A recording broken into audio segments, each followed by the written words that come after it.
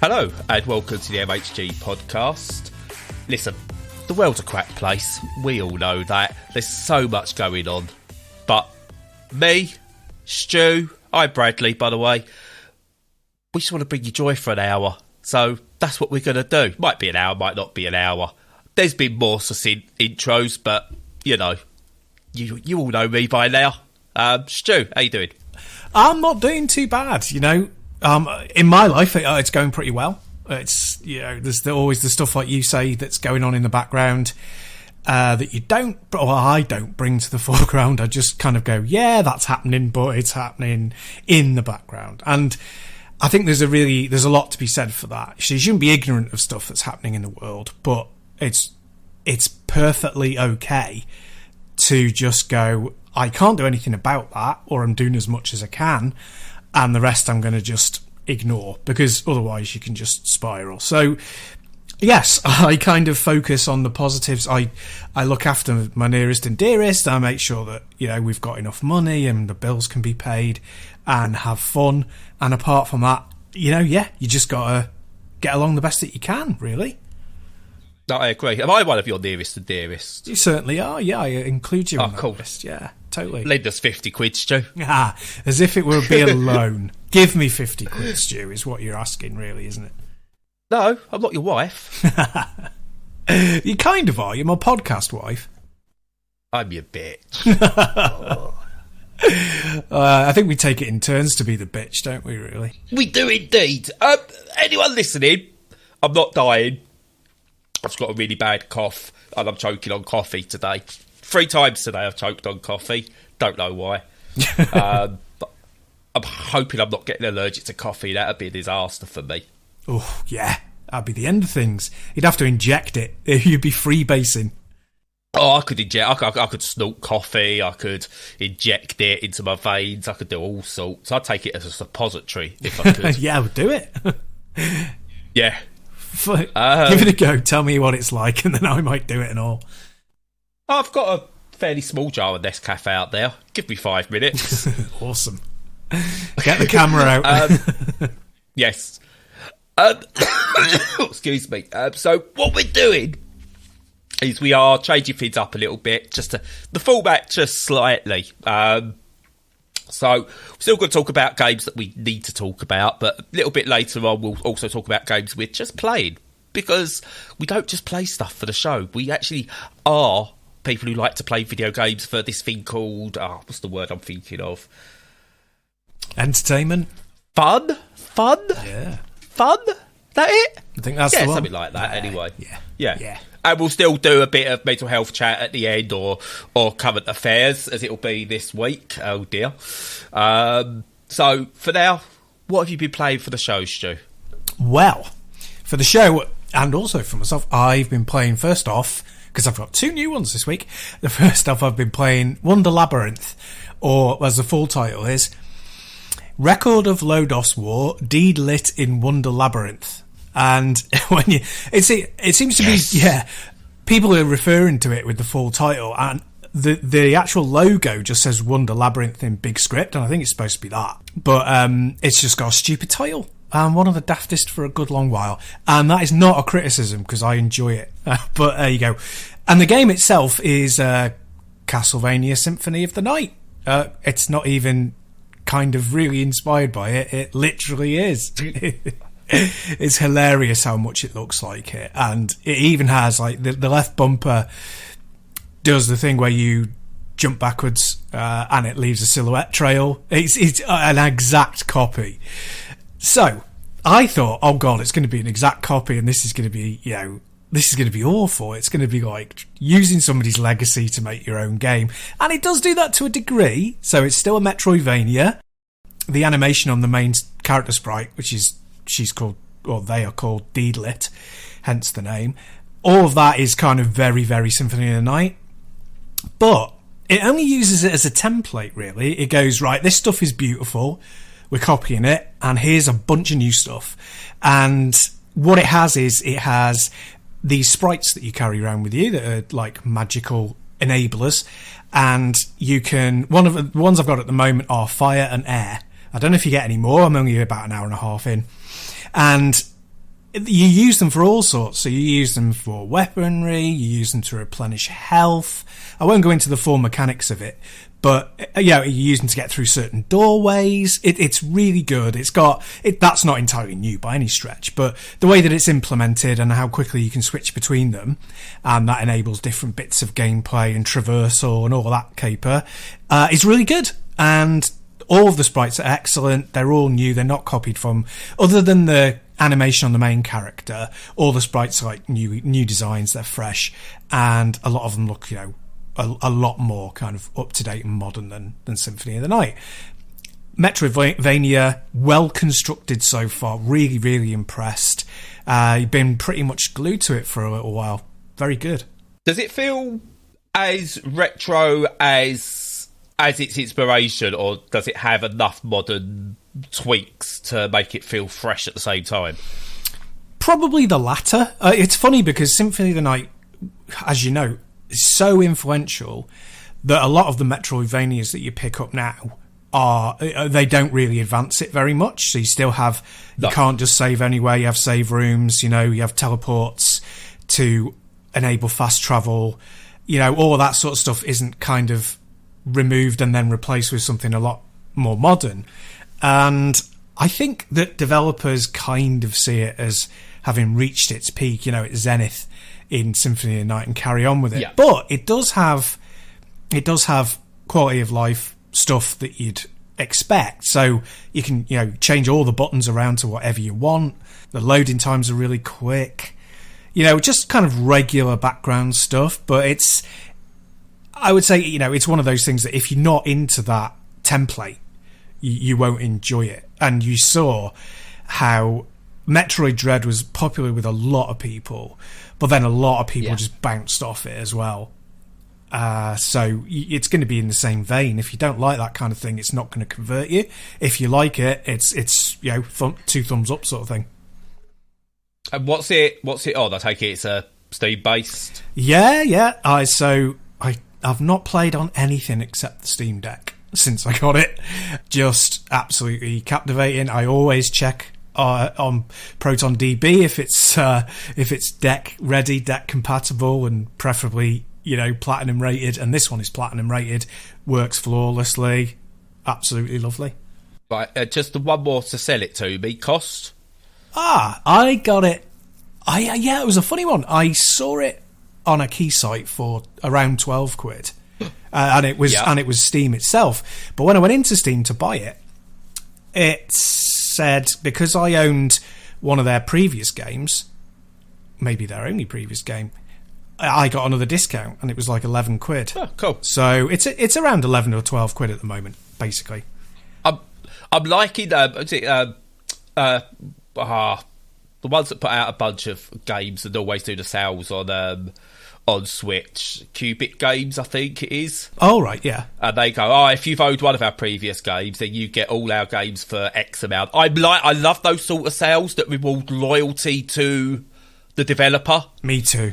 Or the publisher. Yeah. I think that's a really good idea, and I want to see more of that. I haven't seen too much of that on Steam, but I really do like that. Yeah, it would be really good for that to come in properly, because you make so much more money by having a reduced price for return customers than you do full price, and have that price be slightly lower. I think keep it high for the people. I'm glad we're seeing launch discounts. That's something I'm glad came in, because for ages you were getting stiffed if you was like a loyal customer, and it was like, you could pay full price, and then those who aren't sure can get the cheap price later. Whereas now you've got the launch discount for the pre-orders and maybe the opening week, and you can go, I like this game, and I can get it at a discount now before it goes up to full price, and then the latecomers still get their bigger discount 6 months down the line. So I'm kind of liking sort of what a lot of the smaller publishers are actually starting to do in terms of pricing structure. But this would be another one I'd love to see added on top, extra discounts for those that already own the games. Yeah, absolutely. I know they still get rinsed by the Steam platform for 30% of the profit already, but with it being digital and them not having to look at after the storage capacity distribution side, hopefully that means they're getting a decent chunk of cash off it. Cool. So some things I'm going to start asking now, and I think this is something we should start asking since we both have Steam Decks and we both cover Steam Decks and we're at the forefront of all of this. Couple of Steam Deck related questions. It's not verified, as you stated, but it is platinum on Proton DB rather. So, couple of issues. One, controller. Just out the box, work fine? Out the box, perfect. Cool. Text size. It has a text enlarging option, so you can choose large. Yep. However, that isn't large by deck standards. It's large by big screen standards, so it still could be larger. I would say that all games, even if they're not larger. Steam, they should have a one that makes it. You can make it at least 15% of the size of the screen. I would say that would be a good figure. I think. But the options there, and it is readable. Yes, excellent. And any extra steps needed in terms of choosing what Proton to use? No. I've just used it with the stock Steam OS, and it's been absolutely fine. I haven't even had to use Proton for it. Cool. Excellent. I think that's important. We're not going to cover what frame rates can you get and what can you do in terms of frames per second, because that's susceptible to everyone. I still think that they're the main important ones. Can you just download it and play it? Can you see it? And is it playable? That's, I think, the three main ones we need to cover. And that's what we're going to cover with any games we've played on the deck. Yes, excellent. Just one very quick note before I finish. The other game of theirs that I have is that Touhou Lunar Nights, which I talked about on here. And I gave up on that for one very good reason, and I may have mentioned it on the podcast, and that's because even though it's a Metroidvania, even though it's gorgeous, even though the combat's good, the knockback when you get hit is insane. Like, it gives you a physical knockback of a massive space. And when you're platforming, that drives me absolutely mad. I mean, I don't mind there being some knockback, but I think you either have to adjust it for size of the enemy that you're encountering, or what kind of weaponry and armour and stuff you have, and all that sort of stuff. It has to be balanced really, really well, because I was just constantly frustrated by it being knocked off platforms and all sorts by the most meagre of enemies. It made it unfun for me. Fair enough. But this is an improvement all over the shop. Yeah, I can't remember if there's any knockback. I think there's a tiny bit. I think it's nicked from Symphony of the Night in that you get knocked back to your knees by about, a small fraction of your body size. So it's not far, which I think is much more. Vampires are the new zombies at the moment. Oh, totally, yeah. Everything's vampires, and I'm all for it. I'm there for it. I am all for it. Yeah. So I've been playing. So for the show, I've been playing lots, but I'm only going to cover one here because I've still got to do my filibuster. I am doing it. Folks not been playing ball with me, but I am going to do it. I'm going to do that as quite a regular thing, actually. I'm going to put the trailers with it and everything as well. So I put it on YouTube so you can listen to it or watch it. So there you go. Anyway, for the show, I'm going to struggle with a filibuster. I just don't know how to talk for long periods of time just to fill gaps, but it will get there. We'll work it out. I'm sure we can work it out. Anyway, I've been playing Evil Dead, the game, because it's got 2 words in it. It's got 4 words in it that sold it to me. So, Evil Dead, I love Evil Dead, the game, because, please. I really enjoyed the old, was it the PS2 era Evil Dead games, I want to say? Was it PS2? Yeah, I think it might have been. Either that or PS3. I really enjoyed those.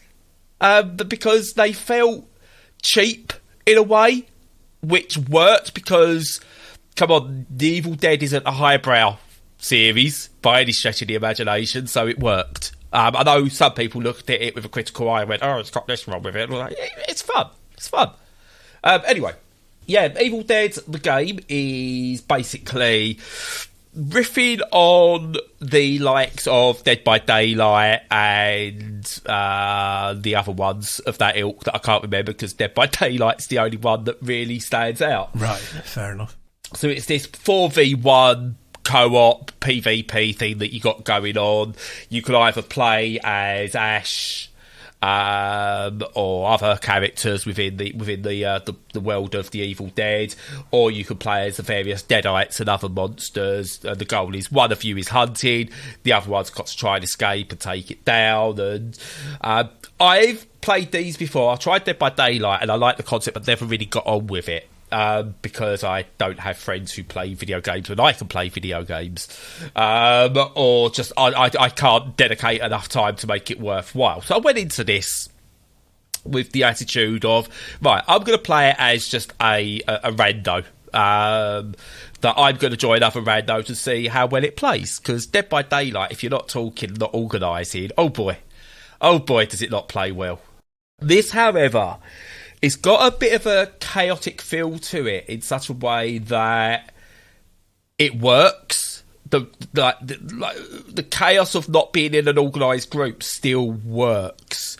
Again, I don't know if that because there's a certain campness to the Evil Dead that carries over into this really well. I mean, have you seen the recent TV series as well as the film, Stu? I have, yes. And I thought that is one that's how you reimagine something but keep the feel of it. But this is almost like a follow-on from that. Not in terms of story or anything like that, but it's gone, right, we want to do a modern Evil Dead thing, how can we do it? And they've got it spot on. So just go, if you play one of the 4 survivors, as it is in there, you still got to do all the usual. So you're trying to work your way through a level, you've got a couple of little mini tasks. You've got to loot, you've got to make sure you've got the right gear to survive, hiding when you need to, and then you kind of, like, the main goal is you've got to seal the portal between worlds. Right, yeah. And everything in there is based on the films. I haven't seen anything. Oh no, I have. Yeah, no, there is some stuff on the from the TV series in there as well. So it does have those nods. But yeah, you do look. So it's got all those basic trappings in it of a social game, but it looks gorgeous. By the way, it's got that kind of grimy 70s, 80s look to it, but with a modern tinge as well. Kind of grindhousey, or? Yeah, that's the word I'm thinking of, but not over the top. It's not. Do you remember the game Wet? I do. The Eliza Dushku game, which I really liked. Don't care what everyone else says, I really liked it. It's not that kind of, hey, look, we're grindhousey. It's very subtle in its grindhousiness. But it's just, it works really, really well. Bruce Campbell is in it, which I think is important that he's in it. As I said, I felt just as much fun playing as a monster, Deadite, whatever. And I had just as much fun surviving. I've played a few hours of it now, but yeah, it's just a really good, fun game. An Evil Dead good fun game. Hey, very good. So, what's the gameplay like? I mean, is it? Do you get to use your chainsaw hand and a gun, or yes, of course you do. Yeah. And what sort of game does it feel like? Does it feel like? Okay, all of that. It feels like not Left 4 Dead, Dead by Daylight. That's what it feels like, right. But a more enhanced version of it. But it's third person, yeah? Or is it first person? Yes, yes, third. Cool. Yeah. And it works because I want to see Ash. If you're going to be doing it, you want to see Ash. You want to see a fistful of boomstick and everything. Oh, God, yeah. But yeah, no, it's really good, and I can't wait to see what they do with this, because this sort of game, like Dead by Daylight, has had so many expansions that when the reason this came so late on my radar, I just assumed it was like an add-on for Dead by Daylight. And then I saw, it's just a Me Too type game. I can't use that as a term. It's just it's just a copycat game. But no, it's an inspired by. I think much like what you was playing previously. I think it's taken something that's probably the best of its genre so far. I mean, it's only a young genre, this 4 versus 1 stuff. I mean, we don't count Evolve. God, that's how not to do a 4v1. And it's taken that and it's gone, right, okay, this is really good. So we're going to take all these elements, but this is our spin we're going to put on it with a couple of little bits. And it just works really, really, really well. And chainsawing Deadites is really satisfying. Excellent. What I do want to see, though, and it does make me want it now, is I want to see an Evil Dead Survivors, very much like Vampire Survivors, but with Evil Dead skins. Oh, yeah, that'd be excellent. Because, come on. Well, you just know that there's about 700 mimic copies of Vampire Survivors in the works at the moment. Oh, yeah, there's a space-based one coming out. There's another one that's something like 20 minutes to daylight or something like that, it's called.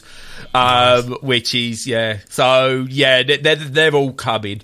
I'm hoping, like, this is why I think he's done, like, the developer's done such a good job in selling up or taking the Game Pass money, because he's getting his money in now before it's flooded. So, well done, you. Totally. But now opening it to the modding community so they can give us skins.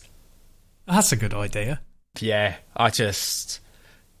it's made for it. But no, this is brilliant. It surprised me how good it was, and I spent a lot longer playing it than I thought I would. Awesome. Steam Deck wise, can't play it on Steam Deck. It's Epic. Well, you can, probably. I'm not jumping through those hoops yet. So it's Epic only, Windows only at the moment. Probably playable. I played it on a full screen. Nice. Yeah, I don't know why it reminded me, but I wanted to talk briefly about remakes, which are becoming, I think, they're becoming a bit of a problem. I can't remember why I wanted to bring it up now, but that doesn't matter. So, out of context completely, I wanted to talk about remakes, and I think it's probably just because you mentioned, copying core ideas of games, and I like it when core ideas are copied, because it's not like films where if you copy somebody's idea, you're sitting and watching the same thing. With games, it's like if you take the best elements, then you can expand on them and make something that's in the same vein, but better, which is great. But remakes are becoming a bit of a problem for me, and one of them, Dead Space, game doesn't need remaking. It really doesn't. No, it really doesn't. No. Feel free to remaster it if you want. Yeah. But I would say if you do a remaster, you should be not entitled. You should be basically forced to give a percentage of the profits to the original developers, because it's an artistic piece of work and the IP shouldn't be owned by anybody other than them. Cough, EA, cough. Agreed. So I'm not buying that. I'm not even touching it. I'm not going to go anywhere near it. Don't think it's fair. And they're remaking The Last of Us, the first game, which for me seems like the most ridiculous and pointless thing. It just says, oh, we haven't got anything new coming out for years, so we're just going to do this. It's like, well, put those people on a smaller game, Don't just go after the money by getting people to buy the same thing over and over again. And I'm sure there's an audience for it, but apparently the remaster is perfectly good on the PS5. It runs beautifully. It looks great.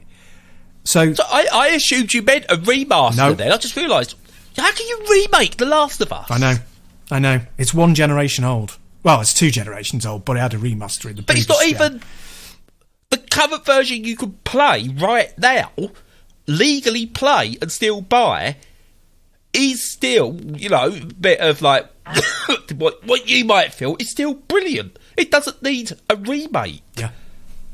Not even a reboot. Because I was going to say, like, the Shadow of the Tomb Raider stuff, the modern Tomb Raider trilogy, that's how you remake a game, by reimagining it or rebooting it. You don't remake, you reboot games like that, because you can't remake the original Tomb Raider, because its quirks from the 90s are what made it.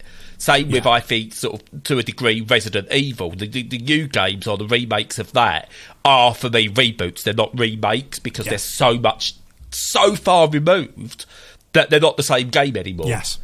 And you can't do that with The Last of Us. I know. It's weird. So, yeah, those are just 2 examples. And it's starting to really frustrate me now, because that's slowing. What they're doing is, it's the whole package is wrong. It's basically they're going, we've got to keep pushing the envelope on our new releases, and that means the development cycle is 5 years, 6 years. So you're going to get one game from us per generation, because it takes 11 years, 10 or 11 years to do 2 games. And instead of them going, well, we should either... I think personally they should downscale these things. They should reuse their engines, and they should use as much middleware as they can, and they should bring that cycle down to a maximum of 3 years. But quite other than that, they're going, and we bankroll that by selling our old tat back to people over and over again, and that's just disgusting for me.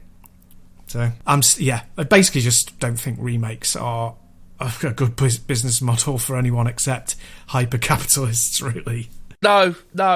Again, it depends on if someone said, "Oh, we're remaking Seymour Goes to Hollywood," the old Spectral classic. Then, do you know what? Yeah, I'm up for that. Yeah, I should be more specific, really. I mean, AAA companies they're remaking stuff that's only a generation or 2 old, really. Yeah, because it's totally playable. I'm with you on Dead Space. The only Dead Space that needs remaking is Dead Space 3. Yeah, totally.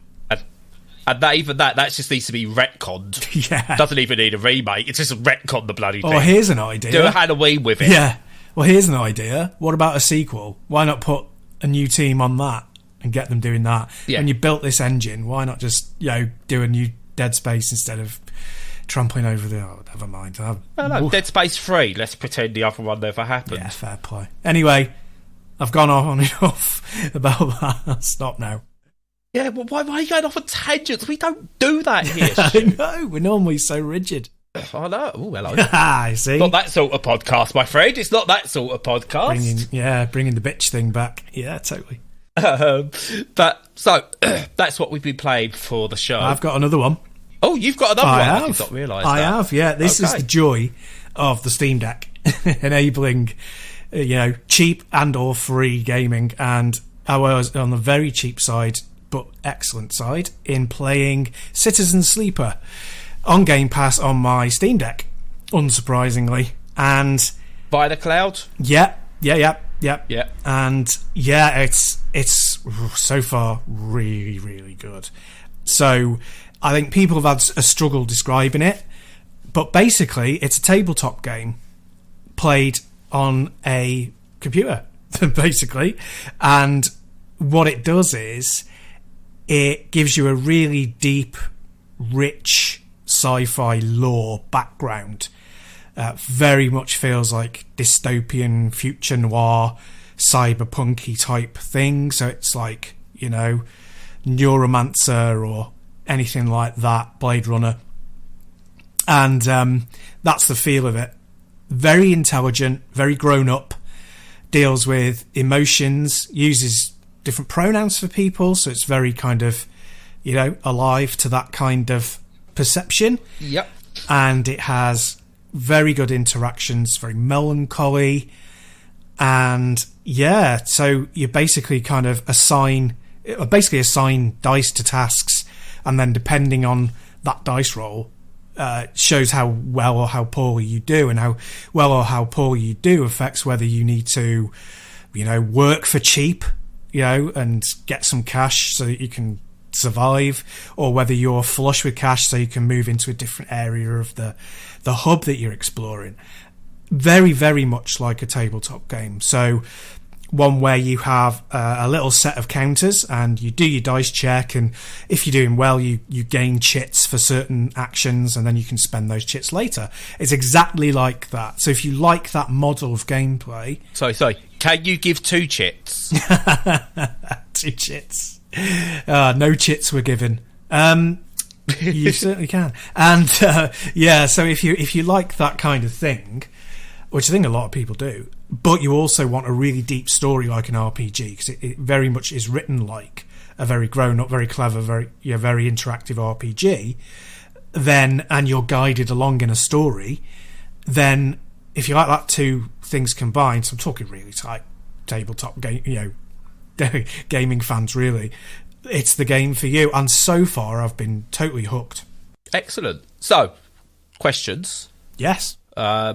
We'll come to the Steam Deck compatibility stuff in a bit, because of how you've played it. But first of all, I've heard a lot of people compare it in terms of its writing and the maturity of the writing to that of Disco Elysium. I can't remember if you've played Disco Elysium or no, not. I was saving it for deck, and now I've been just swamped with so many good games, but I still intend to get it.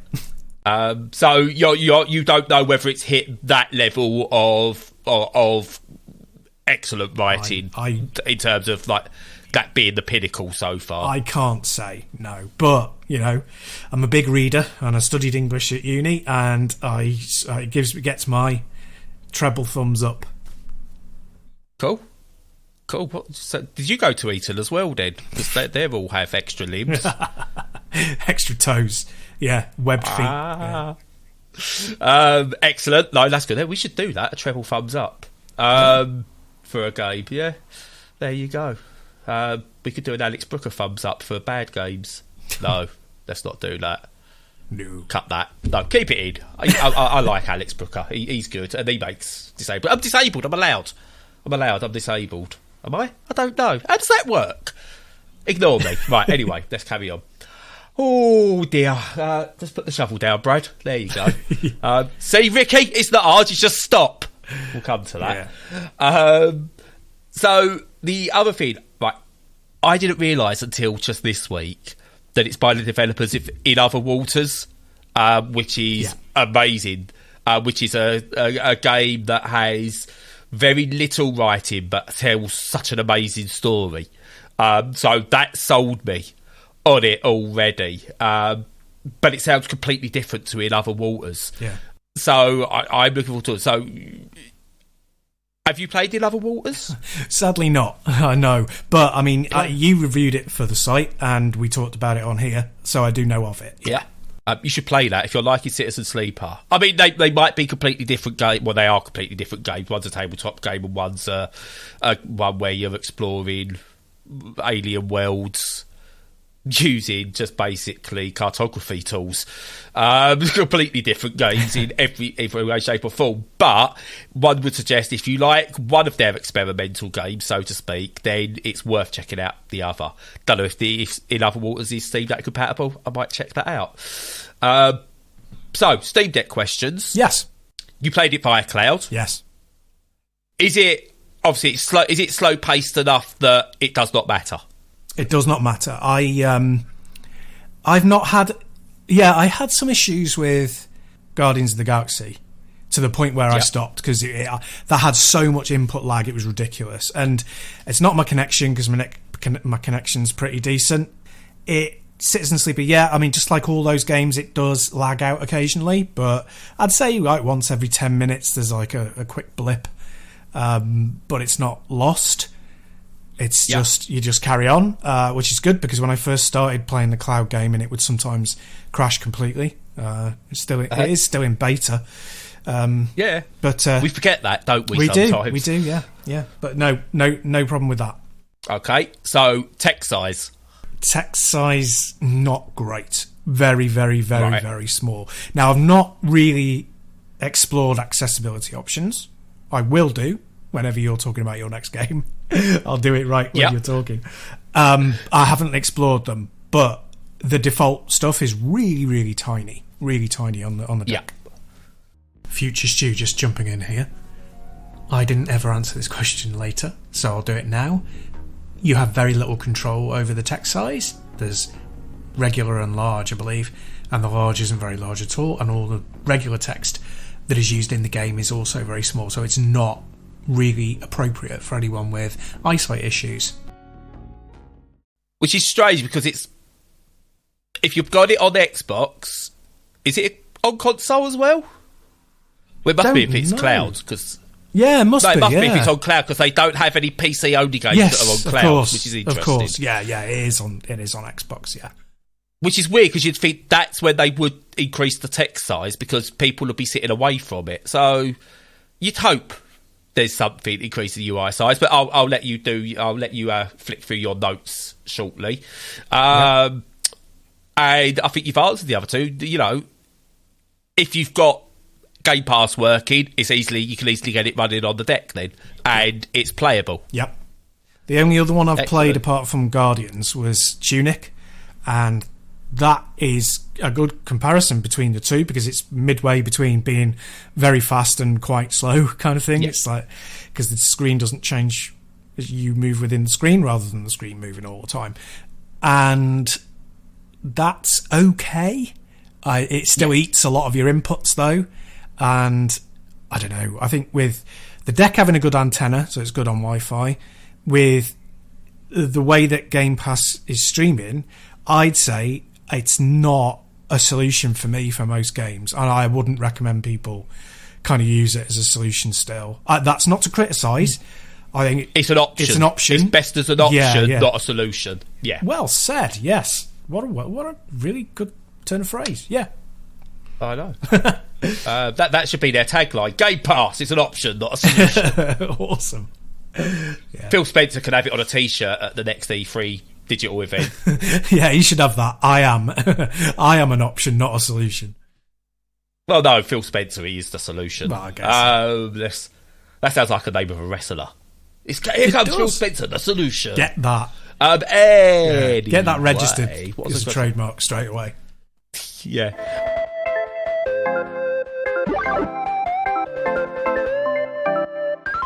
We're now going to talk about games we've been playing for fun. Do you remember fun, Stu? Kind of. It's that thing you used to do when you was a child. Not that. The other thing you used to do as a eat child. Worms, where you used to go... Yeah. That's exactly what I meant. You sort of like used to play games just because it was fun to play a video game. You spend hours on a video game. The same video game would last you a year because you didn't have any money and your parents thought video games were a waste of money. So, yes. Yeah. So you've had a game. You got a game in 1984. What more do you want? You got it. Centipede. What more do you need other than Centipede? Defender, Mum, please. I really want Defender. But anyway, that was a weird aside. I'm going to go first with this one. What are you playing? And I've just been hammering Vampire Survivors. I've still not got to 30 minutes yet, but I don't care. Because that gameplay loop is just amazing. You kind of... I'm not even checking out many of the other levels. I'm just doing that hallway level, the library. Oh, yeah. Just rinsing that. Same character. Time and time again. Just going through that. Don't care. And why I like it is I've had a bad eye a couple of weeks. And if I get garlic in the game... I can kind of not have to worry too much about what I can and can't see. Yeah.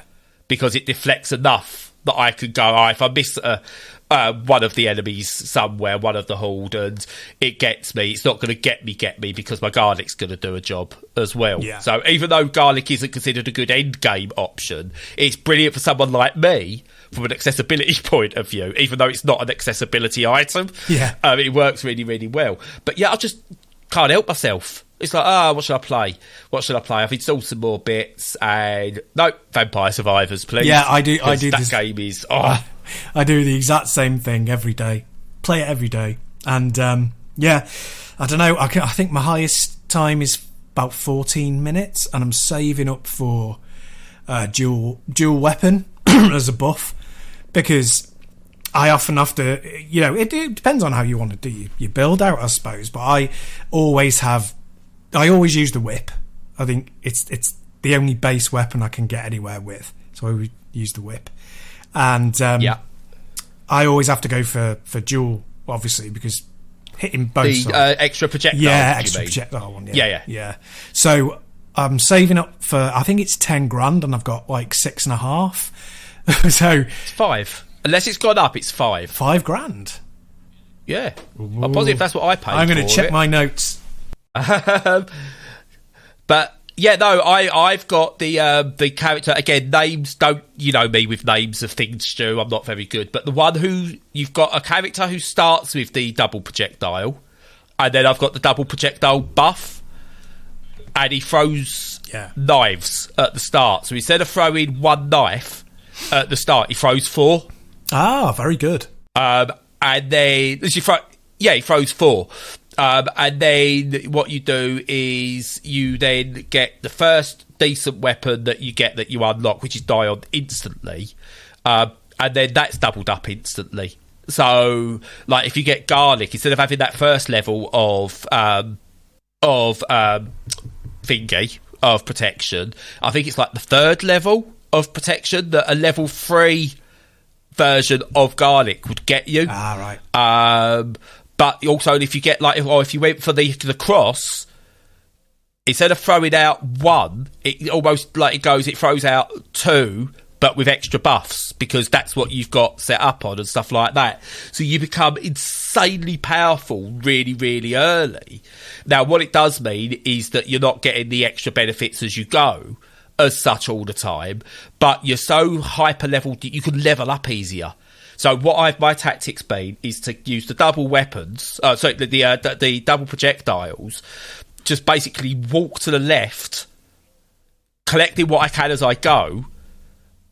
When I get the opportunities, up in my luck, and then getting the special thing that allows you to collect every single gem that you've dropped already to come to you, and then you just level up in an instant. And then that gives me something to get into the end game with, which is why I've been able to go from 12-minute rounds up to 24 minutes now. Yeah. Because it's just that's, and I'm convinced that's the way for me to go. But I need to be able to see better than just to work out the last 5-6 minutes of the game. Yeah, no, I think I might have to replan and start buying some more of those buffs, because I'm looking now, and it's 10 grand. It's called a mount. Fires 1 more projectile or weapons. Yeah, it's 10,000 coins. What is it? I thought it was. I might be wrong then. I might re-roll and see what I've got. Yeah. By the way, best accessibility features that often go under the radar. I can get all my gems back. Yes, that is rebuff. That's brilliant. Do that. If you've got a game that's got buff systems in it, you've got to allow people to re-roll for free. Yeah, I agree. Or if it's Konami, they'll probably charge you. But whatever. Actual money. You can re-roll for free for just $4.99. Yeah. But yeah, no, that's brilliant, because it allows me to test out different things as I was saving towards getting a mount. I threw it all into might just to see what that did. I worked out, do I need any defensive stuff? What do I want to use? What happens if I throw it all into luck and then only collect luck? So it allows you to experiment on different runs. And yeah, that's such a undervalued accessibility item, because it's not technically an accessibility item, but for someone who's neurodiverse, who gets overwhelmed by that sort of thing, I've not got to sit there and get choice paralysis, because I can just go, screw it, let's just try it. Yeah. Oh no, I think it should become standard in every game pretty much, because it just shows that the developers are confident they've balanced the game right, because you're not getting one going, because it's not a trick anymore. It's not like, you bought the cross and the cross is garbage, but you've got to stick with it. It's no, they've balanced everything so that you just get what you need to suit your play style. So there's no problem in debuffing something and buffing something else. Oh, when you get a fully levelled weapon, oh my god, that's like a giddy little giggle. You go, oh my god, look what it does! I've never look at all the fire. I've not got that far yet. What it is?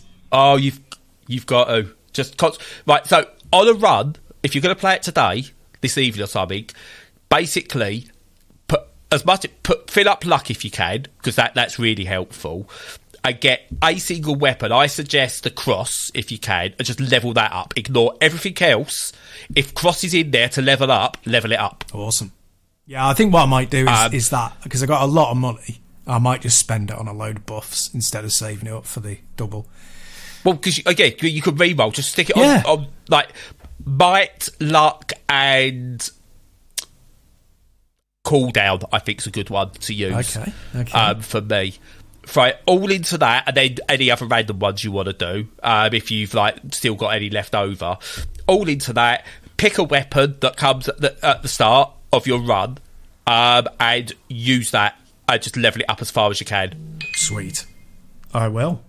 And keep an eye out. If you do it on the library level, you could just basically, if you keep an eye out at the top, you'll sometimes see drops in there that give you bonus weapons and stuff as well. It's a really good level just for learning how to get the best builds and collect as much money as you can as well.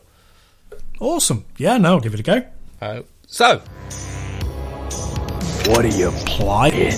I've been playing Days Gone still, and it's just great. I'm really, really enjoying it. It does a really clever thing where it it introduces new stuff, but they're all part of the world, so it's kind of like extensions of what's already happening. So it kind of just enhances behaviours. So like you have enemies and they're like placed in camps, but then later down the road you got enemies that are attacking you on bikes and you have to go after them on your bike. And then it's got things like, obviously there's the scattered zombie things.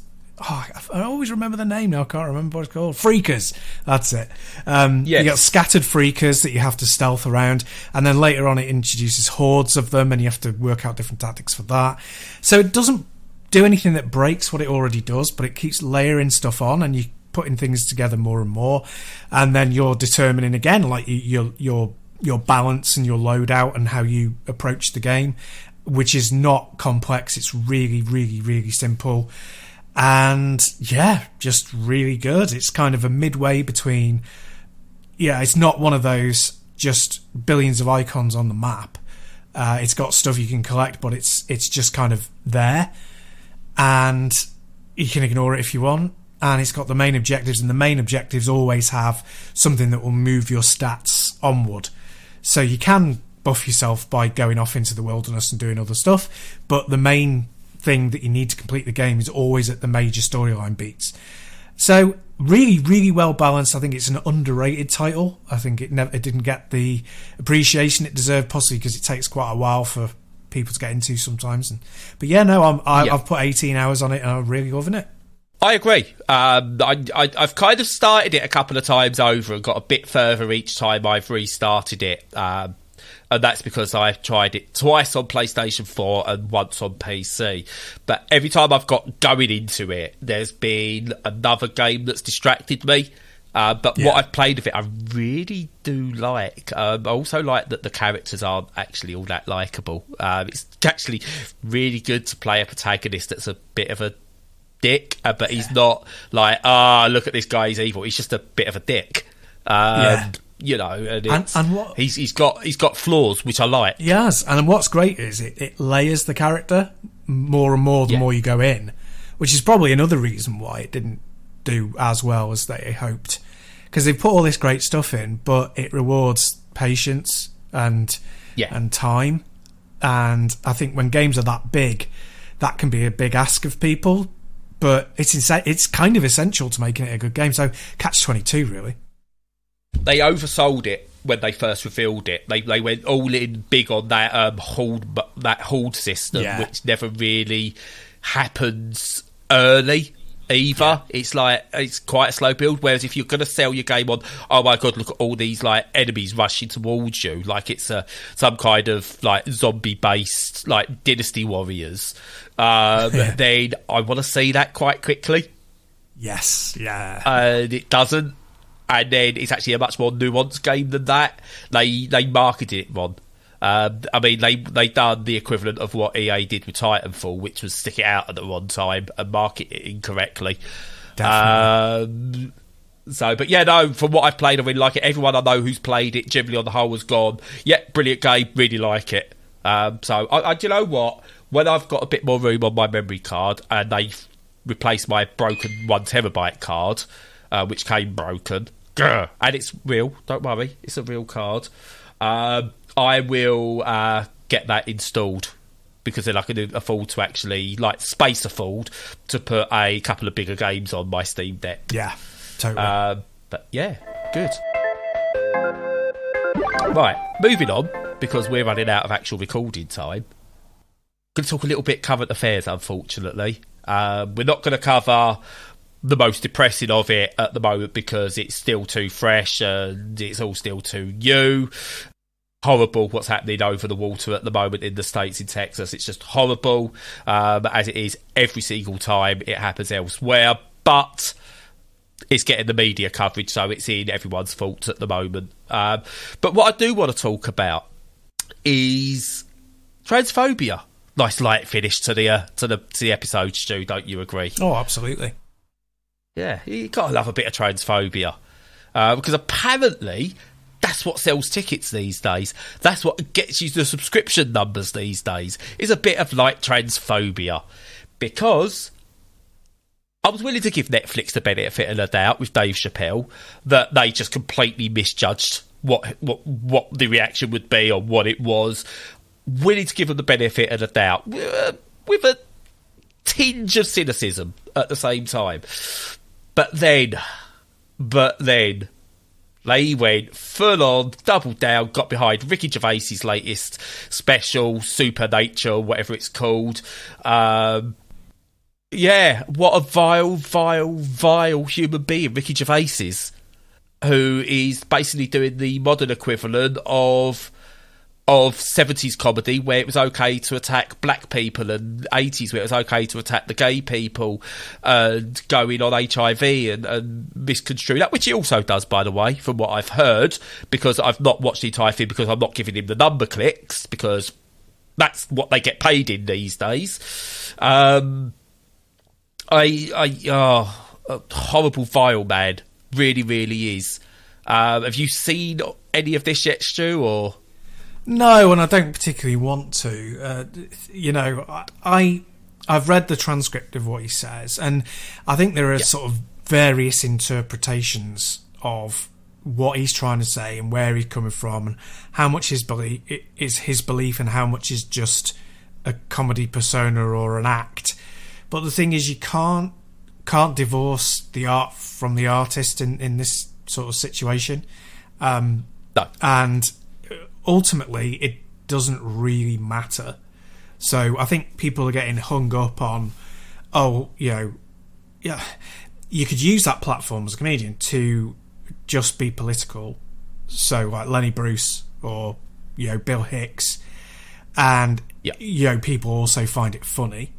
Or you can be a comedian who's just making jokes and then uses different types of subjects and material to produce those laughs. And I think whatever the reasoning is behind what Ricky Gervais is doing, it's wrong, because it's not about that. It's about how it lands with the audience and how people use it. So if you, like, for example, if we go to the internet extreme and go straight to Hitler and Nazis, if you say things that are pro-Hitler or anti-Jewish that are intended as a joke about the war, and you don't believe those things, that's still harmful, because it changes people's perception, reinforces stereotypes, changes people's perceptions over things. I heard only recently about how the lizard people thing is the gateway into anti-Semitism, because it's like a secret cabal is running the world, it's lizard people. And then you get on board with that, and it's very easy for people to say, actually, what we mean by that is it's the Jewish people. And the transphobe thing is this, but on a kind of smaller scale, but just as pungent and horrible, really. And you can't, that he's not doing what Graham Linehan's done, and he's not doing what J.K. Rowling have done, both of whom are transphobic in their own ways. But he's enabling that side of the conversation, which is very disappointing. Yeah. So what he's doing is, against my better judgment, I have watched. I kind of watched it naively before realising what was going on, and I kind of watched it and just went, "What the? Why has he just gone on a 10-minute rant about trans community?" And it is a rant. When it's written down, you can make the interpretations, I think, of, is he doing it as a way of using the way certain people think to have a go at the way people think? And that's how it could come across written down. In context and listening to it or watching it, no. It is purely punching down, which is what's that. Because I used to really like Ricky Gervais. Whether it was just my naivety, I don't know. But I used to really like Ricky Gervais. Say what you may, it's you know, in the same way that the Harry Potter books are special to people, the same way Father Ted and the It Crowd on the whole are brilliant pieces of comedy that people love, doesn't mean that Graham Linehan isn't a piece of shit, doesn't mean that J.K. Rowling isn't a piece of shit. I really liked Afterlife. I thought that done a lot of things. But when I've watched it, I realised the one character I didn't like in it was the Ricky Gervais character. It was everyone around him that made that good and tried their hardest to make this horrible piece of shit, is what he is in the actual programme as well, who kept turning on people, want to be better. They wanted to help despite his nastiness that went with it. And he had the redemption arc. He gave himself the redemption arc in the end. And I really did enjoy that as a programme. But I'm sorry, Ricky Gervais is a piece of shit. I go back and listen to, and I think about what I listened to with like Animals and Politics and Science, those stand-ups he did, and he's a piece of shit. When you listen to the way he went in on Cole Pilkington on his podcast, yes, Cole was probably in on it, on a lot of it, but there was that extra bit of where you're just going, that's just nasty. Even if he's in on it, that's nasty, what you're saying. You're really belittling the man in ways that I don't think he quite realises, because you are clever at what you do. And yeah, this stand-up special is just vile. There's a clip coming up of James Acaster where he takes down Ricky Gervais absolutely perfectly and other edgy comedians like him. So before I carry on, let's listen to that. They say whatever they like. Edgy comedians, no one tells them what they can and can't say. They walk straight on stage, top of their specials sometimes, do 10 solid minutes just slagging off transgender people. Just straight out the gate, just making fun of transgender people. If people on the internet get upset about it, the comedian's always like, bad luck! That's my job. I'm a stand-up comedian. I'm meant to challenge people. If you don't like being challenged, don't watch my shows. What's the matter, guys? Too challenging for you? That's my job. I'm a stand-up comedian. I'm meant to challenge people. If you don't like being challenged, don't watch my shows. What's the matter, guys? Too challenging for you? That's my job. I'm a stand-up comedian. I'm meant to challenge people. If you don't like being challenged, don't watch my shows. What's the matter, guys? Too challenging for you? Oh, yeah, because you know who's been long overdue a challenge? The trans community. Oh, they've had their guard down for too long, if you ask me. They'll all be checking their privilege on the way home now, thanks to you, you brave little cis boy.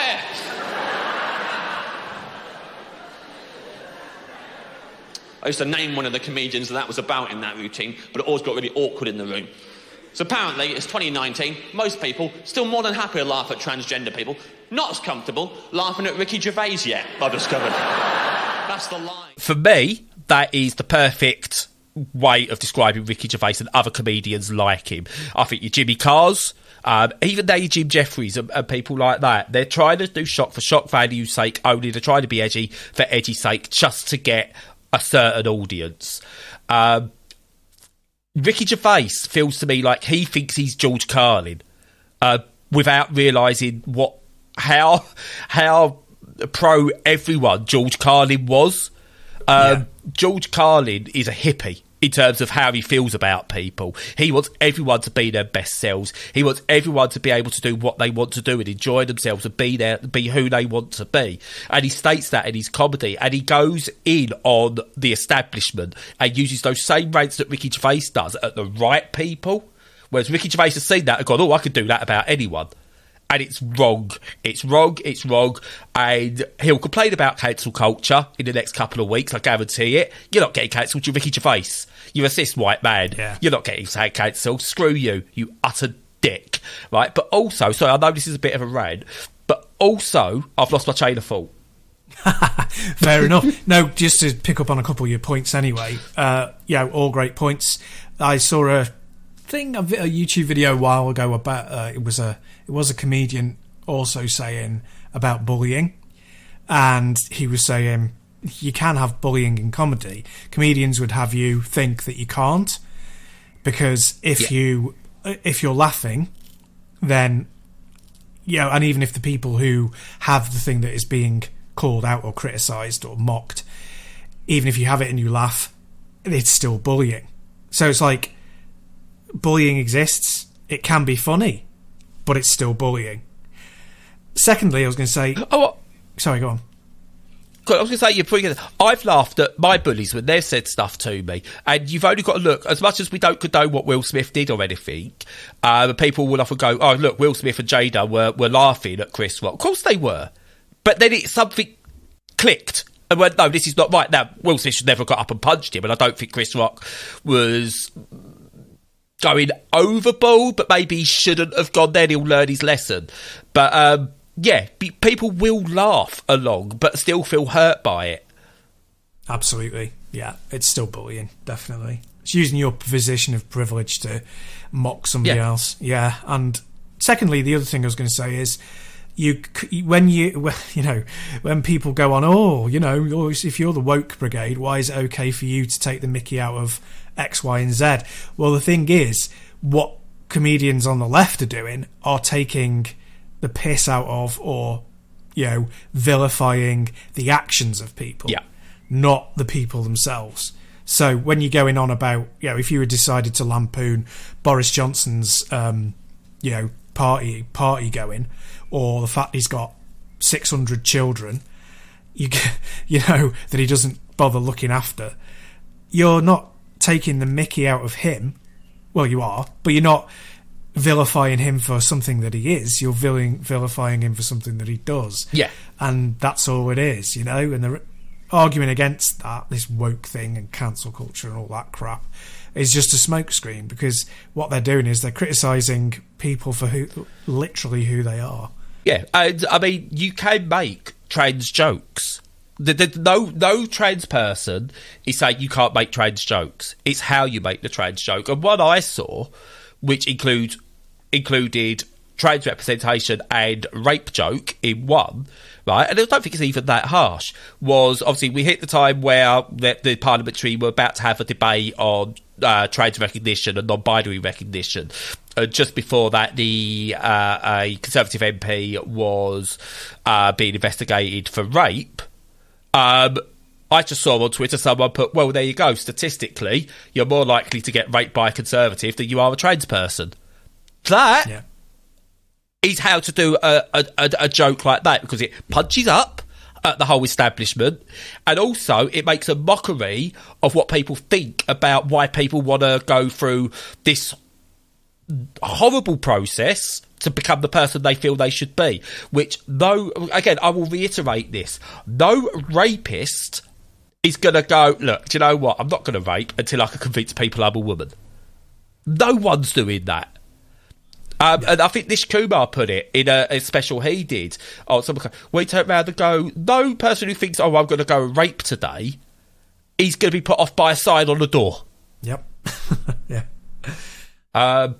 What's going to be interesting now is what Ricky Gervais does.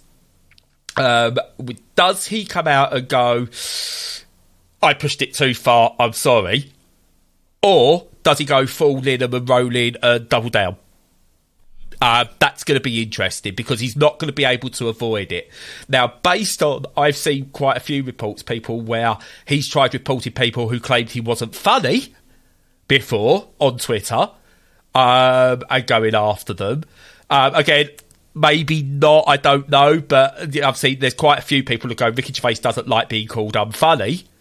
Then, yeah, I've got a feeling he might double down. Of you can't take a joke. Yeah. You're not sophisticated. You're being cancelled. Yeah, you're not sophisticated enough to understand it. All of that kind of, superiority crap. He's very much, from my perspective, a typical overachiever with a moderate level of education. So he's very intelligent, but because he didn't have a high level education, like a lot of us, just a bog standard one.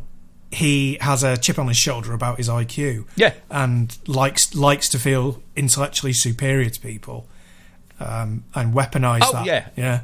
We can look back at Ricky Gervais in 20 years' time and go, bloody hell, Jim Davidson. Well, this is it, isn't it? He can't backtrack too far. Even if he did, I don't think he will. But even if he did, he can't backtrack too far, because it's his entire shtick, and I think it's who he is. Yeah. As well, I think it's not like he's had a break. Like, I think Graham Linehan has had a mental break Yes. of some type, and that's driven him down that rabbit hole in particular.